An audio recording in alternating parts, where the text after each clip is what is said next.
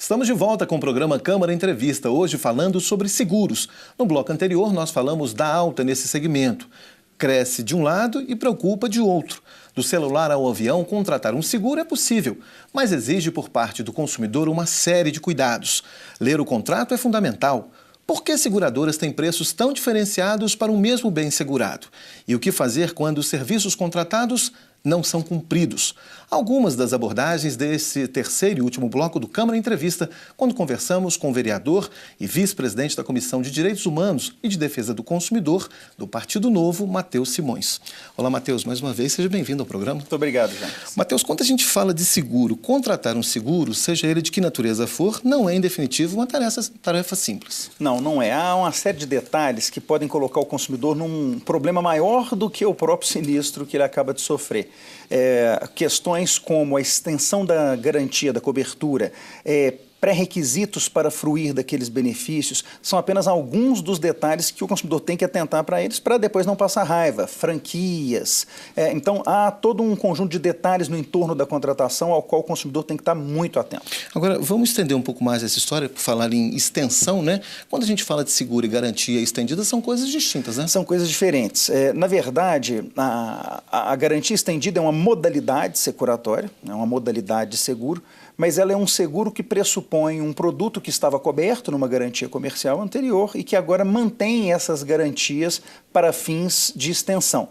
Aí qual é o susto do consumidor? Ele acha que tudo aquilo que estava coberto durante o período de garantia está coberto no período de garantia estendida, que na verdade é um seguro. E na verdade não é assim, porque as coberturas da lei, que são as da garantia efetivamente, elas estão reguladas no Código de Defesa do Consumidor. Já as garantias da extensão, do seguro de extensão, essas estão previstas na apólice, no contrato que foi assinado entre o consumidor e a seguradora e o banco ou a empresa que oferece o seguro ali no momento da compra. E se o consumidor não prestar muita atenção, ele vai passar muito susto no momento que ele for tentar usar esse seguro. Aliás, isso é uma novidade, né? Porque quando as pessoas compram um produto que é oferecido seguro, a garantia estendida vem quase colada, né? Como uma irmã gêmea ali. Eu fiquei meio assustado já que nesse Natal eu fui comprar um eletrodoméstico e me falaram, olha, tem uma promoção de R$100. Eu falei, não, tudo bem, então eu quero comprar com desconto de R$100. Quando eu cheguei no caixa, eu percebi que a moça tinha colocado 80% do valor na nota fiscal e 20% do valor num outro documento que estava escrito garantia estendida. Eu falei, mas eu não comprei a garantia estendida. Aí ela disse, o senhor só tem direito ao desconto de R$100 se o senhor comprar a garantia estendida. O que as empresas estão fazendo, já que elas estão descarregando o preço do produto no seguro, que é tributado pelo ISS, um tributo municipal mais baixo do que o ICMS.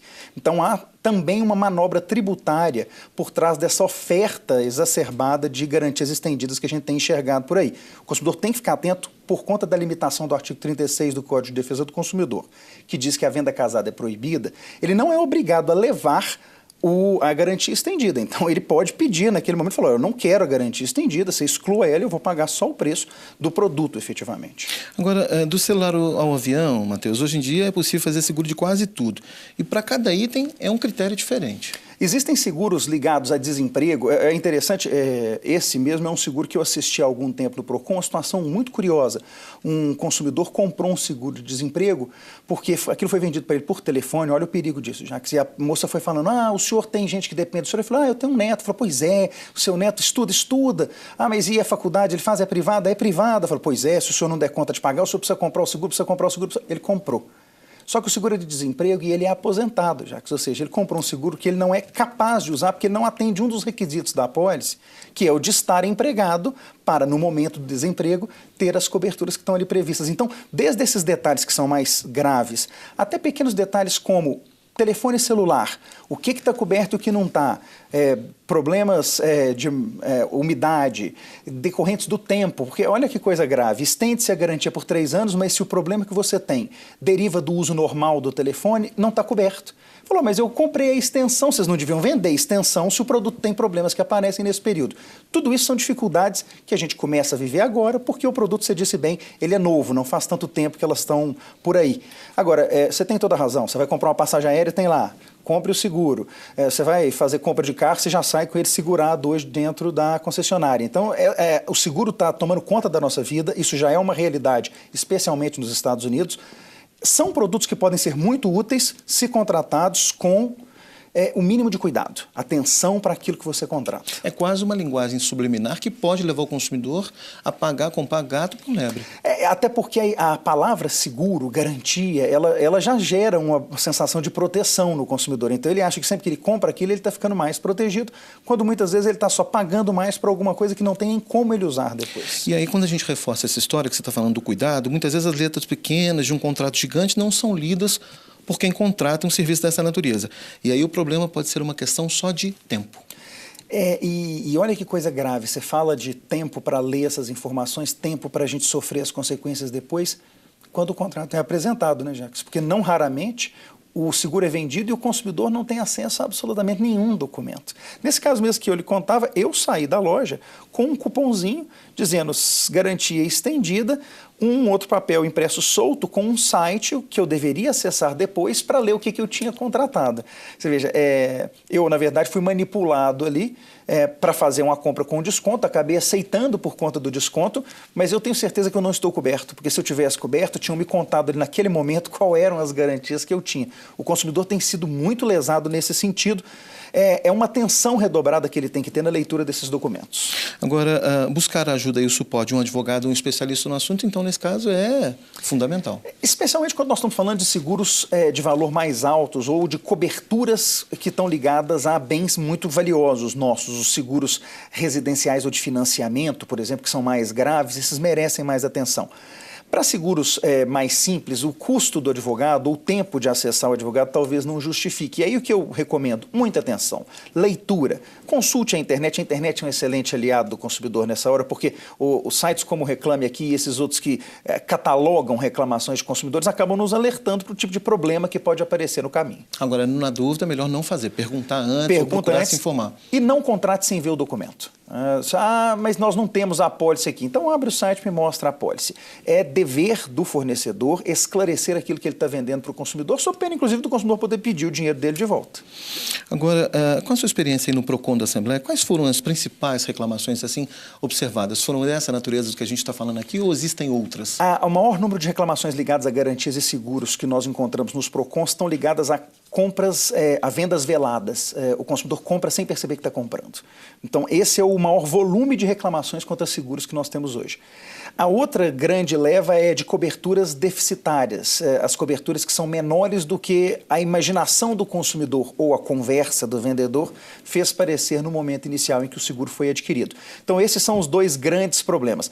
Eu tenho até que dizer, com sinceridade, não é muito comum que, estando dentro da cobertura, a seguradora não cubra. As nossas seguradoras, até por uma questão de regulação, elas são todas controladas pela SUSEP, elas são fiscalizadas de perto para que o que está no contrato elas acabam cumprindo.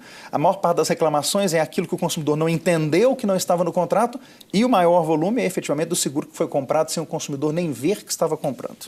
Agora, seguro de carro, o modelo de veículo e o perfil descrito pelo contratante definem os valores a serem pagos de seguro. Mas existem, Matheus, outras variáveis a serem observadas e consideradas por esse consumidor?